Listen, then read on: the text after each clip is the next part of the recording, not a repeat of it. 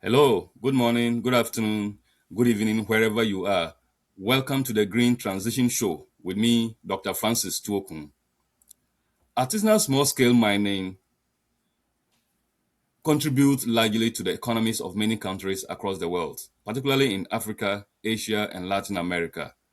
In Ghana, for instance, one-third of the country's gold comes from the artisanal small-scale mining sector, which means that the sector has the potential to contribute to economic development and support rural livelihoods. But the sector also contributes largely to environmental problems. There's now an emerging consensus that formalization will help to address the associated problems associated with the artisanal small-scale mining sector. But what is formalization? What do we mean by formalization? And how can that contribute to sustainable development? Now, with me to answer this question is Dr. Francis Arthur-Holmes. Doc, welcome to the show. Oh, thank you for hosting me today to talk more about artisanal mining and in terms of its sustainability and how the role it will play in terms of contributing to green transition across the globe. So I'm happy and excited and thrilled to have to present today. Doc, for viewers unfamiliar with the artisanal small-scale mining sector, I mean, you and I have done a lot of work in this space. You've done quite a lot. You are one of the leading voices on artisanal small-scale mining across the world. Um, so, what exactly is artisanal small-scale mining, and why is it so important to countries in the global south, particularly countries like Ghana? Okay, so to begin with, artisanal and small scale mining are two words that we brought together. For us to understand, we'll try to know what artisanal means, and when you say small scale, what does it mean? So when you're looking at dictionary definition of artisanal, sometimes they relate you to characteristics or attribute of a skilled craftsmanship who uses traditional method to produce something, right? So when we say artisanal, it means the traditional way of doing things, and usually they use basic methods in crafting something. And we're talking about if something is a small scale, it means that it's operated not on a large scale but small, on a small scale. So when we combine the two, we refer to as a low to small scale mineral extraction and processing activities that are often labor intensive and carried out with limited capital, varying degrees of mechanization, and a mix of formal and informal arrangement across. So now we could see that the low tech one can be attributed to using small methods like pickaxe, chisels, chisel and hammer. Then we can use, at first we're using metal mortar and metal pistol. Yeah. So now it has developed to another scale where now we use mills, crushers in order to grind the minerals materials into finer particles for further processing. So where they use the small material, small tools or metal, we can classify as artisanal, right? So in Yeah. more of underground mining, the ghetto one can be classified as artisanal mining because usually they use pickaxe, chisel and hammer, shovels, and but if we go to a level or operation where they use excavators, washing plant, crushers, Yeah. bulldozers, we cannot classify it as artisanal mining. Rather, it falls under um, small scale mining. And for that kind of activities, it can be semi mechanized or not mechanized, right? So, into more detailed, in Ghana, in our for our framework, legal framework, artisanal mining is also captured under the broader small scale mining operation in Ghana. And so Mm. it's good for us to understand because people only hear small scale mining in Ghana without hearing that artisanal as part of it. Yeah. Then, if we're looking at its contribution to the global south, in countries like Ghana, ASM is a critical important because it provides livelihood to millions of people in the rural areas and even eight connections with the district capital and urban areas. Um, Previously, in 2006, some scholars estimated those who are involved in ASM around 1 million, right? Especially for the direct involvement, and the indirect involvement around maybe 2.5 or 4.5. But based on the research that I conducted with my colleagues, we realized that because of the graduate youth and the graduate employment, right, or the graduate unemployment issue, many youth or graduates are involved in small scale mining. So in Ghana, it provides employment for about 2.5 million people in the country, which is a large number. So if we're looking at a sector like this and we don't develop or design appropriate policies to help graduate unemployment, those who are living in poverty, then it becomes a difficult for we are going to compound the poverty situation, economic hardship within the country and the rural areas. So that's something.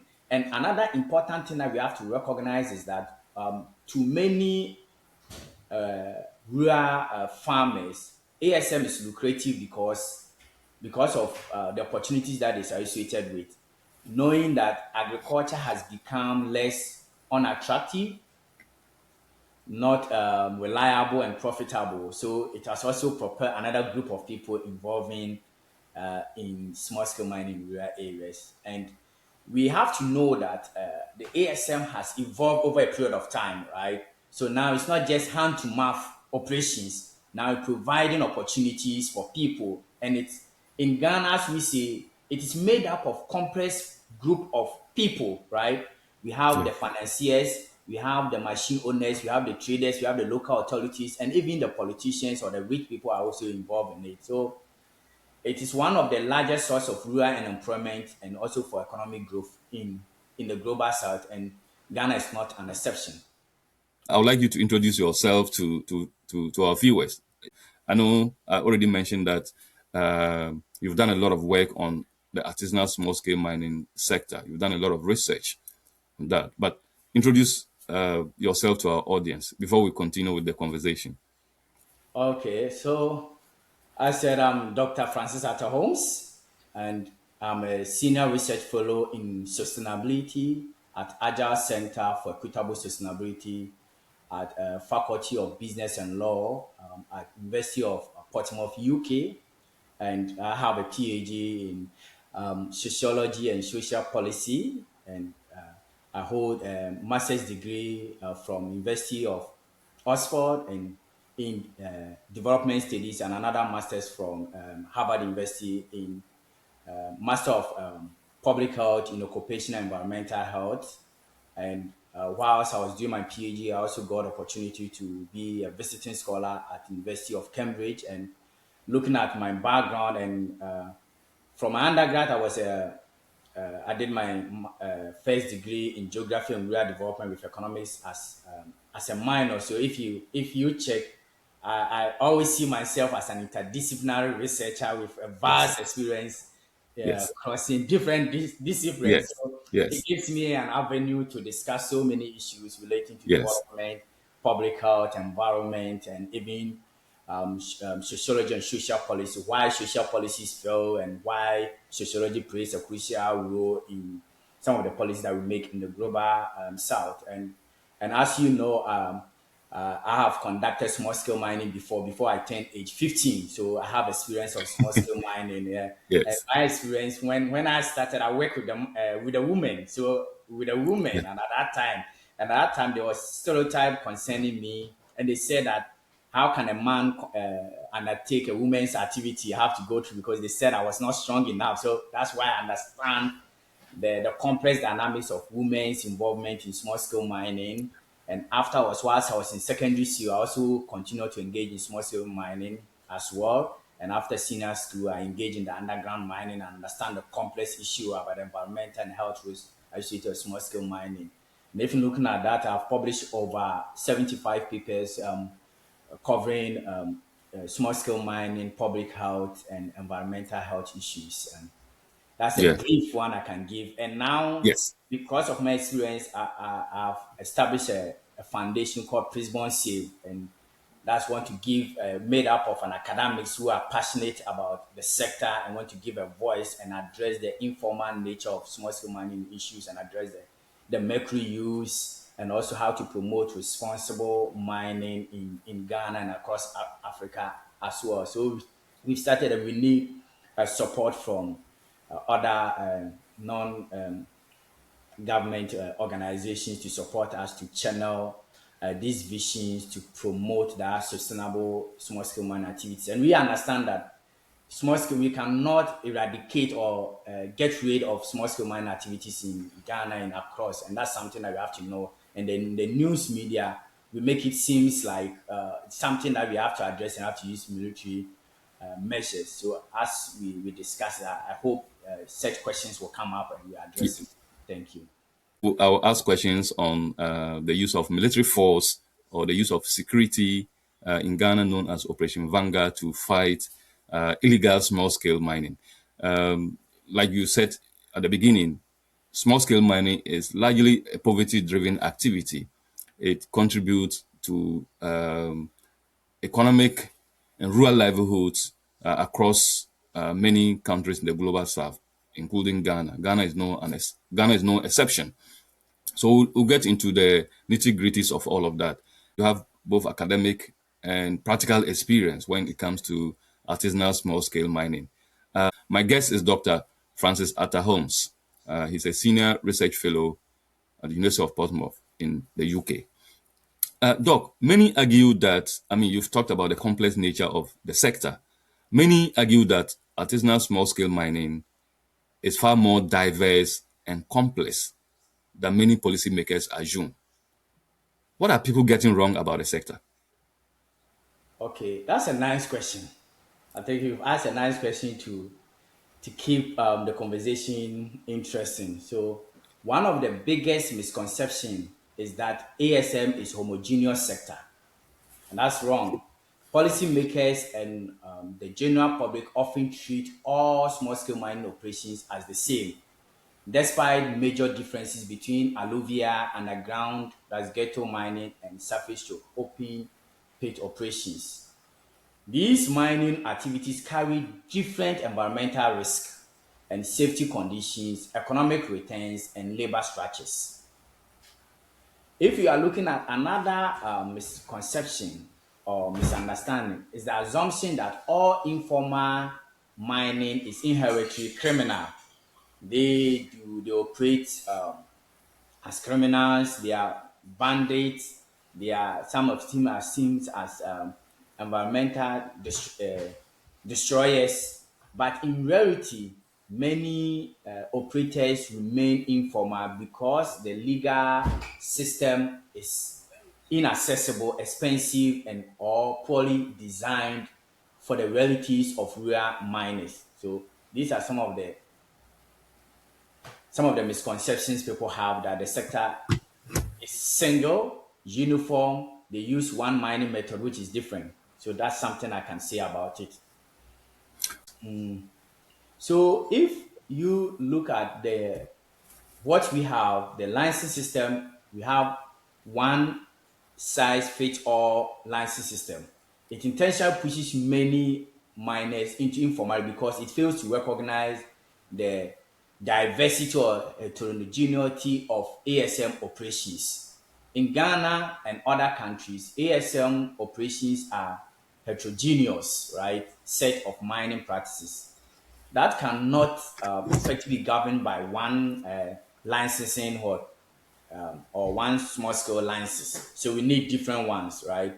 So the current state-led formalization centered on one license type hinders rather than enables appropriate regulation, support or inclusion of different group of people who want to engage in different or engage in small scale mining operations with a different type of mining method. So if you are looking, it does not align with the diverse ASM practices and inherently it cannot be seen to what to address informal or the in Ghana we call it the illegal small scale mining. But there's something I have to clarify that when we talk about galamsey in Ghana, it does not mean illegal mining.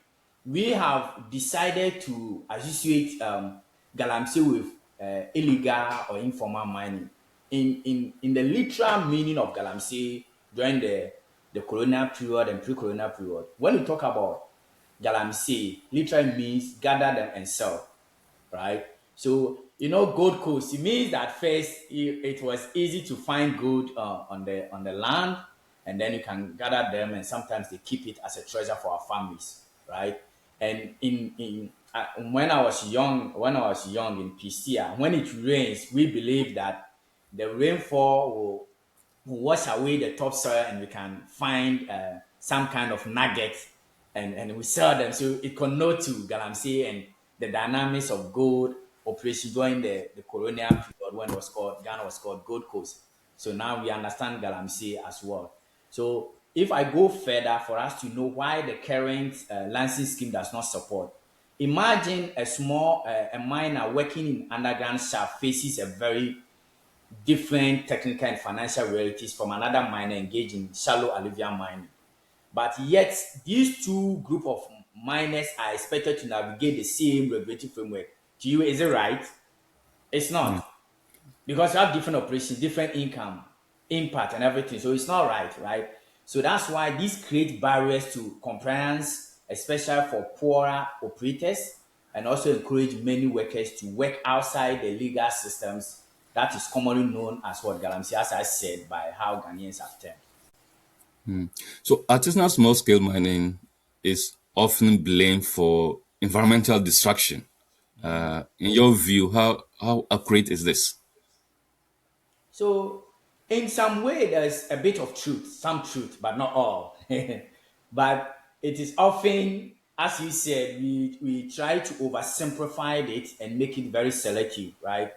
But ASM can indeed contribute to land degradation, as you know, deforestation and water pollution, particularly where regulation and legal and technical systems are weak, right? It contributes to that. So in areas where these miners do not have licenses, they've not obtained licenses, they don't know the mining code and regulations, they will conduct their activities recklessly, right? And in that will contribute to environmental degradation. So, but one thing you have to know is that although ASM can cause severe local impact, when we relate you to like mercury use having impact on water pollution like turbidity, riparian damage, deforestation, and pit abandonment, we have to know that it also coexists with other factors that contribute to environmental degradations in Ghana and other global south as well. When looking at agriculture expansion, we're looking at logging as well, and also looking at sand winning. These are some of the examples that it carries. But the fact that the most important thing we have to know is that environmental damage varies significantly depending on the mining method used, right? For instance, if poorly managed alluvial mining near river is damaging, then it means that these people have not paid particular attention to environmental. We know in Ghana we have that riparian effect that maybe 100 or 500 meters away from rivers you should not what mine. So Yeah. such activity will contribute to water pollution, right? But if you're looking at a small underground hard rock mining, it can have lower surface environmental footprint, right? If the pits are managed and the tailings are hot contained. So these are some of the significance we have to know. And we need to know that large scale mining operations can also have environmental impacts, right? But yet the public discuss frequently focus on artisanal and small scale mining operations, right? So that's why in some of my works I call for more nuanced complex specific environmental governance rather than straight condemnation of small scale mining activities as we always see it in the newspapers and other media sources. Doc, mining activities anywhere, whether it's artisanal small scale mining or large scale mining, contribute to environmental degradation. There's no doubt about that. But the difference many often argue is that with a large scale mining, they have a concession and they don't mine beyond the concession. So if you give them, let's say, 1 kilometer of land, to mine as their concession. So they mine within the confines of the concession. So they don't go beyond the concession. So their environmental destruction is controlled. It's within that concession and not beyond the concession. But with the artisanal small scale mining, I mean, many do not. Many of them do not have concessions. They mine everywhere, right? Once they believe that there's gold or there's a mineral in a particular location, they go there to mine. Yeah, So they don't have, of course, some have concessions, but not all. yeah. So that is the problem. I think that's the difference. And that's the argument of many people that, because artisanal small scale, most of them do not have concessions, they mine everywhere. They mine close to river bodies. They mine, wherever they believe there is gold or minerals. What do Okay. you say to that? Yeah. So adding to that, No, not that they don't pollute the environment. yeah. Their pollution, their destruction is restricted to their concession, But right? in terms of that, we have the Yeah. tailings dam collapse, structural issues. The Yes. tailings dam, how they manage their facility. Sometimes when it collapses, the structural design don't pay particular attention. It have massive impact on the environment as well. So that's an Yes. issue that in the Latin America we saw some of them in Peru, Chile, and But don't you think, not to cut you, don't you think they are very rare compared to what is happening within the artisanal small scale? I am an large scale mining can also have some severe impact on the environment if they yeah, do not comply with the regulations, right? And they go beyond that, they can also have some impact. Other Adam. musicians Okay. came in where some kind of their operation, they have some illegal operations with informal small scale miners where our regulators found it that they were not complying with that, but they are conniving with these people to engage in illegal activities, right? In Yeah. allow them also to work on their concessions, right? They can also engage in some kind of mining practices that will destroy the environment if the large scale miners had maybe engaged on their concession for their own maybe oil extraction, right? So Yeah. these are some of the differences. And adding to the emphasis that we place emphasis on this ASM because in Ghana, about 85% of ASM operators do not have licenses, they operate Yes. illegally. Yeah. So if you're looking at that scale, 85%, and we attribute like about 2.5 million people are engaged per hour, we said that we did. Then if you're looking at 2.5, just have that kind of statistics. And they are not operating within the legal Yeah. framework. Regime. It means that their environmental impact will be severe, will be large, right? Yeah. It will not be compared to this. So that's why small ASM is becoming a conundrum for us to do in Africa, and we have to find different reform the regulatory framework to cope with the diverse ASM operations. So I understand. So these are some of the things that we have to know that the Yeah. scale of informal activities is very large and is contributing to this environmental degradation. And that has become a problem in Ghana and other African countries compared to the large scale mining operators. Now, to deal with the associated problems within the artisanal small scale mining sector, the military is often used to crack down on their activities. Do you think military crackdowns can help solve the artisanal small scale mining conundrum? Also, if you're looking at the military one, you have done a work on that, and Yeah. you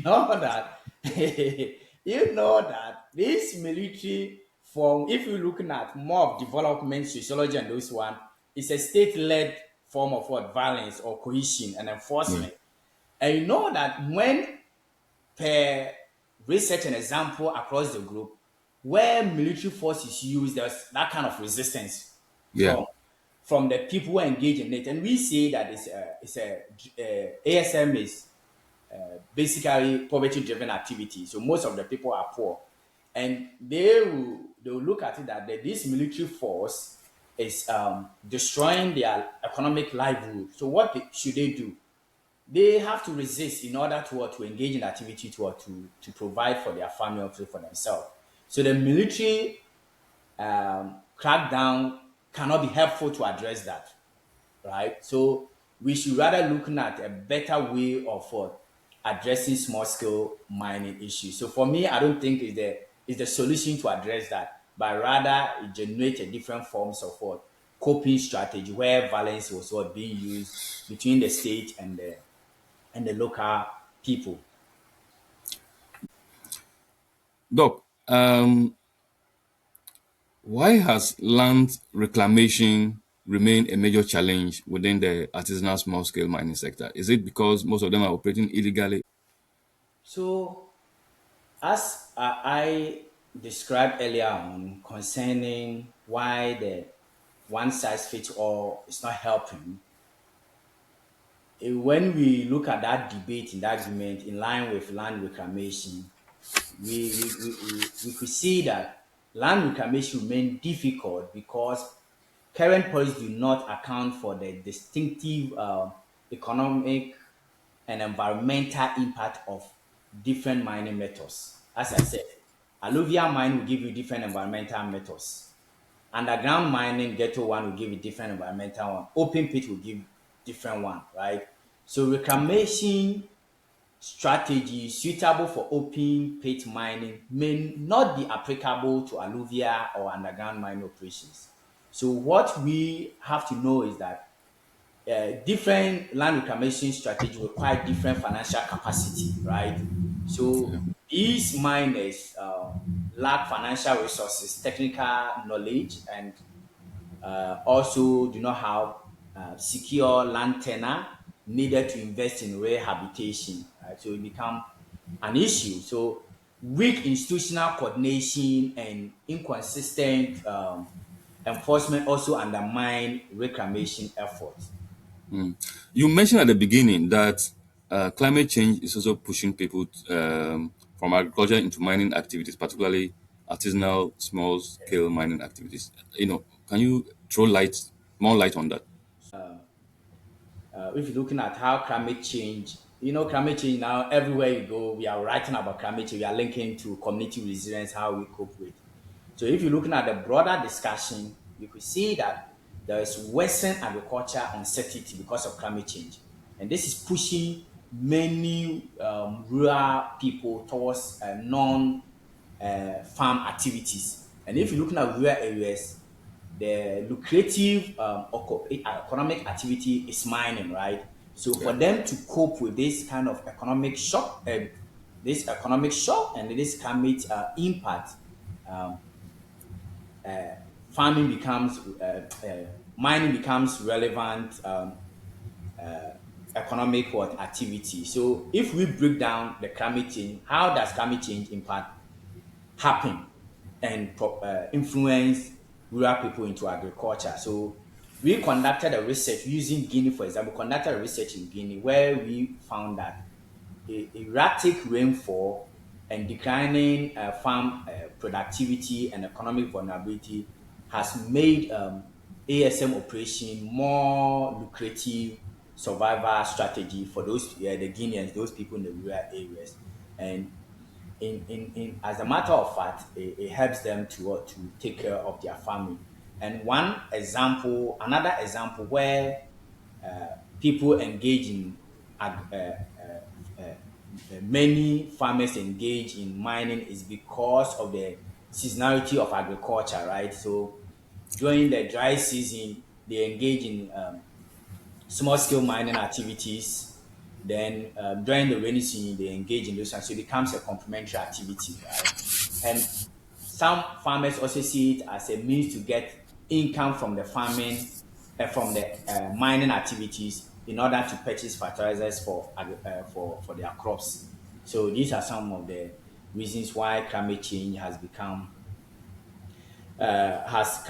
had impact on agricultural activities and fueling ASM participation in the global south.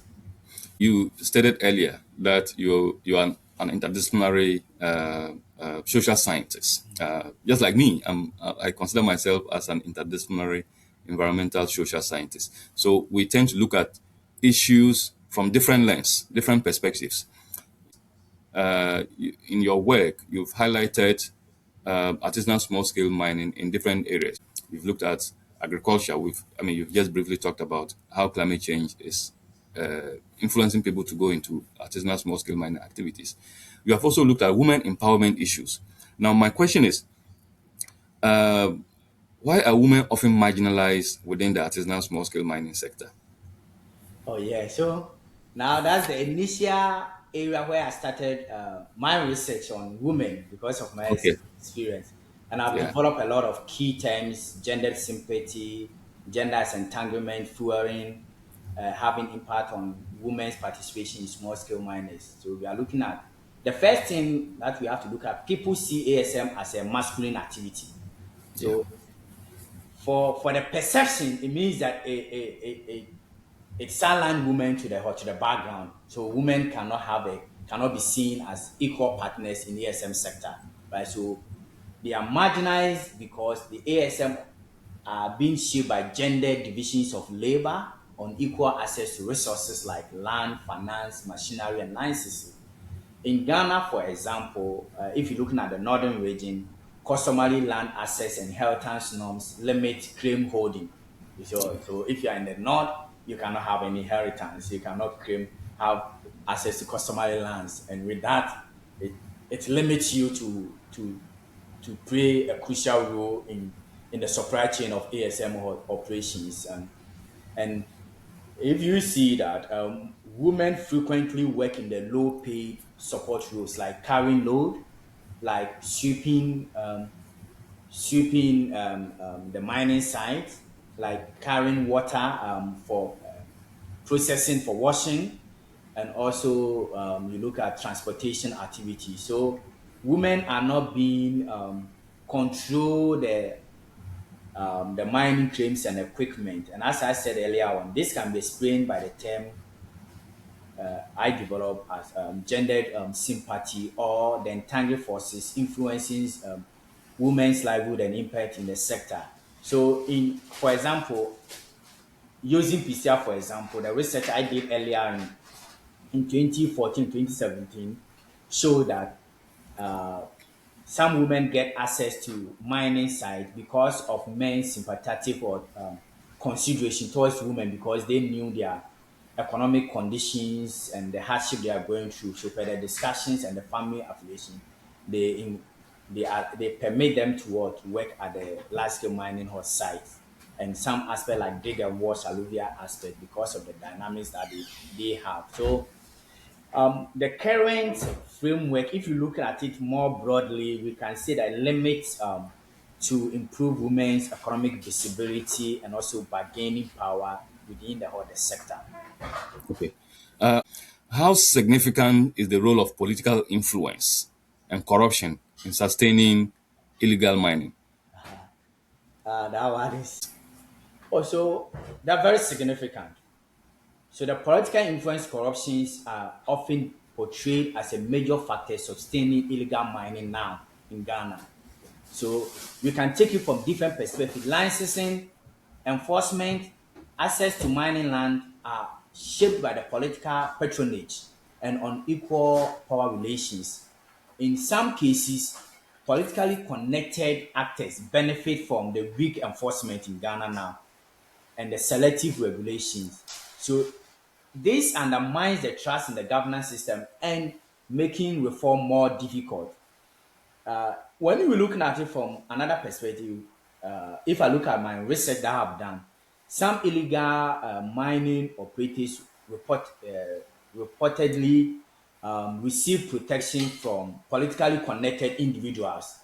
So this makes it difficult to ensure enforcement and compliance. So this creates a situation where certain actors can continue operating despite official bans. There are official bans or Yeah. military operations, but because of their political influence, you could see that some people are still operating or continuing with their illegal mining activities. And poor miners and local operators may be targeted. They may be the target, but rather behind the scene, these political or wealthier actors are involved and they usually avoid sanctions. So if you're looking at its impact, it undermines public trust in the legitimacy of state intervention. How will people trust our interventions when these politicians who are supposed to make policies to what promote sustainable and responsible mining, they are rather behind it. It becomes an issue. So if you are looking at that kind of political influence and the corruption, then those from the political settlement, the Yeah. political settlement scholars can also bring it different views about the elite capture, elite capture Yeah. of mineral resources and all Yeah. the political ecology of mining. They're also talking about everything is interconnected. The political aspect also play a crucial role, and the benefits from this mining are not evenly distributed, right? And without individuals with financial and political influence are better off in obtaining the benefit and secure concessions, machinery protections. While in your research, as you did, we try to classify the informers as vulnerable criminals, theft, and all those kind of Yeah. Yeah. negative connotation concern them, but they are behind it with different hot forms. So I think they have that kind of relationship, and as we said it earlier, it's made up of complex web of what actors. And now in Ghana's, even the president recognized that some political parties and those people, politicians are also involved in a way, and we could see the case of Wuntumi and others being dragged to court and everything that they have to find a way to address this. So clearly, as you said, yeah, there's that kind of Yeah. explanation connection there, and we need more scholars to study that and find a way Yeah. how this manifests. Yeah. In Yeah, very significant. I would say very significant. We have neglected them. Before I answer the question, one of my research that I did, rethinking formalization. One chief said that they, as a traditional leaders, are not involved in the policy making, the consultation stage, and everything. And for that matter, they are not being paid monthly. So how will they survive as traditional leaders? They have to depend on the lands and also engage in the economic activities. And if you're looking at the rural areas, mining is lucrative. You see, with that perception, I get rich mentality and everything you make compared to farming. So they involve it. So there should be a different views concern how we see our traditional authorities and communities. One, to answer that, they should play a much larger role in community mining governance because they possess the local knowledge about the land use. They have environmental practice and community dynamics. They know where the mining, the informal small scale mining activities are being undertaken.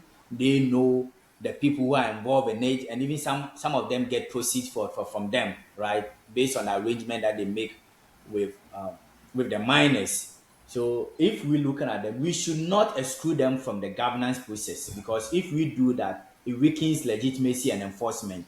So they have a role in community participation will help to address conflict issues and improve environmental monitoring and also in terms of local accountability of how chiefs participation in ASM can address these environmental issues that we are facing in the global south, and Ghana is also an example in that case. let's move our conversation to formalization. Yeah. So when we talk about formalization, what do we mean by formalization? Yeah, so if let's break formalization simple, bringing this informal activities to formal domain. If you're looking at the word, Yeah. I want to simplify for people. Once you formalization means that whatever activities that you are doing, which is illegal, informal, we should bring it to the formal sector so that government can regulate those activities and help, right? and help Yes. them in order to protect the environment from degradation and everything. Also, can get technical support. And how So, can that be done? Yes. and that's where legal framework comes in, Okay. and legal and policy framework comes in order to do that. And with that, in the first aspect, in the literature and what people want, first one is legalizing your mining operations. If you have a land, then you have to go through and register, right? So that the government can come in and make sure that your operations are being regulated and you adhere to environmental regulations, safety practice protocols, and other forms of which are contained, excuse me, in mining and the legal framework. So legalization is not it's not enough. So that's where we are getting wrong in Ghana. That when you get your license, it means that you're operating formally. No, right? It's not. There are other aspects where I always place emphasis that government should ensure that technical training, the formalization, but there should be technical training. There should be logistics, right? There should be logistics support. There should be financial support. Because if you're looking at the definition that poor people engage in it, how can people get finance to register? And we say that the cost of acquiring mining license is expensive, right? How can they Okay. engage it? So the formalization is not being should not look at acquiring mining license and operating permit and start operating, right? So it should go beyond that technical training, support, and everything. And one aspect, probably maybe you might ask me that question, where how can we ask about women? How can we help women in that sector? And that's where we need to be have gender sensitive policies that will also enable women to have access to minerals land, register their operations, that they can operate within the legal or framework. And that's something that is very key when we are looking at formalization. And we should know that, or people should know that the formalization framework in Ghana is gender neutral. Anybody can acquire the Nice. license, yeah, Yes. whether women or this one. But the structural issues, hinder do not favor women, right? So that's why women are always seen at the or occupies the margins. Yeah. So in your work, you proposed coexistence and partnership licenses between large-scale mining operations and artisanal small-scale mining operators. What do you mean? What do you mean by that? So when I talk about coexistence and partnership licenses, uh, let me use the case of Pistia, Damai, Takwa, Obuasi. You know that most of the concession, belongs to the large scale mining operators, right? And the locals do not have access to lands to register, and often they operate on the abandoned concessions of large scale mining operators, right? And for them, they're also classified as illegal miners or informal miners. How can we address such conflict, such conundrum where the locals do not have access to minerals lands and agriculture activities are not attractive, it's less in those areas. So when I mean that there should be alliances that can allow them to work together, it can be on the small scale miners can work on the concessions of large scale mining operators where there's that kind of legal binding allowing them to do so. And for them to happen, then Minerals Commission or the regulators have to come in. So if I'm answering the questions that this category of licenses, as I define different forms of license, is to formally recognize arrangements where ASM operators work alongside with large scale mining companies, enabling Minerals Commission to set specific operational and environmental guidelines instead of complete condemnations or prohibition, and that the local or the indigenous miners should not work on the concession of large scale mining operators. Yeah. You also thank you for that. But you also proposed in your work multi-tier licensing system, right, including underground licensing, alluvial licensing, and medium-scale licensing. Mm, This seems transformative. yes. Can you explain that to our viewers? Yes. It seems transformative because it recognizes the diversity of ASM operations instead of classifying all miners into one group of legal category, right? So my colleague Ofosu and I proposed separate licenses for underground mining, alluvial mining, surface open pit mining, medium scale mining, and and other licenses for coexistence, because this allow regulators to design more tailored method specific environmental regulations, mine waste practices, health and safety standards, technical support systems, and reclamation strategies for each mining type. In some mining areas, the land does not support underground mining, right? So if they go with alluvial mining or surface mining, they have different impact. So we have to be specific with the mining. So if you are in maybe in my village where they have hard rock, the geology, and the geology and the mineral formation support underground mining, then in those areas they can go for underground mining licenses. It will work that way. So if you are looking at from how it looks like transformative, because it provides deliberate strategic strategies to promote responsible and sustainable mining practice. And in another aspect where it can be transformative is that it enables for women economic what empowerment, where women can access their financial capacity with the kind of mining license that they can what obtain.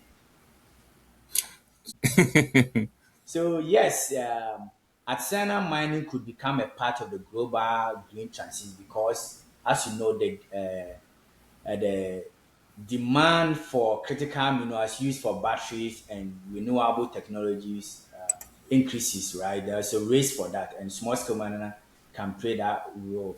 If you're looking at what is happening in other Congo, Zimbabwe, and other areas, lithium and everything, there are small scale miners who are involved in extraction of lithium and other critical minerals. So as I would say, it will only happen if ASM is integrated into the former supply chain through fair regulation, environmental safeguards, and technical upgrading.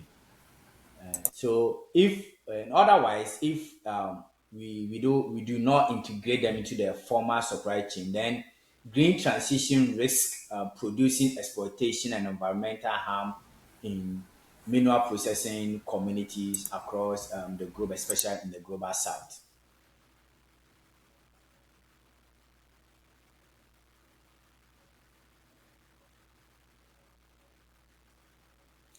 I think Francis, I think you are off. Looking ahead, looking into the future, what gives you hope about the future of artisanal small-scale mining in Africa?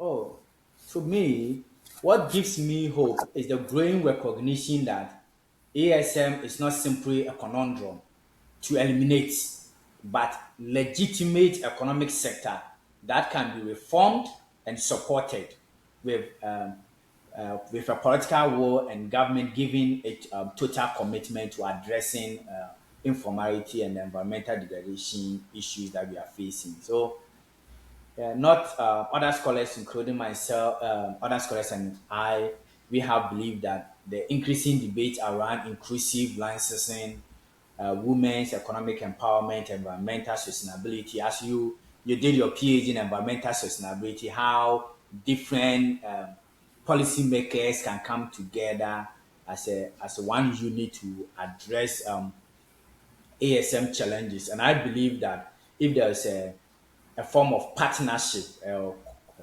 cooperation between ASM operators and large scale mining companies, then we have a way of addressing some challenges that facing in areas where people cannot have access to mining licenses. So, to me, I believe that there should be more of context specific governance approaches that can improve and also balance livelihood and environmental outcomes. My support to the government and across the world, there should be total commitment. They should not just develop policies or just on paper to convince people that they are also making a contribution, but rather they should have a total commitment, have checks and balances in a way that can address these political actors being involved in it and expanding environmental degradation issues that we have in Africa as well. So these are some of the things that I'll look at it, and they should look for the mine proposed a framework, multi-tier licensing framework that recognize different mining licenses that will address the informality from different perspective in terms of the bureaucratic processes that they have to go through, the license costs, and not pay attention to indigenous knowledge. So hybrid form of formalization is needed in order to address the informal nature of ASM operations in Ghana and also in other African countries. Dr. Francis Arthur-Holmes, thank you so much for coming to the show. We appreciate your time and insights. I learned a lot through this conversation, and I believe our viewers also learned a lot. Thank you.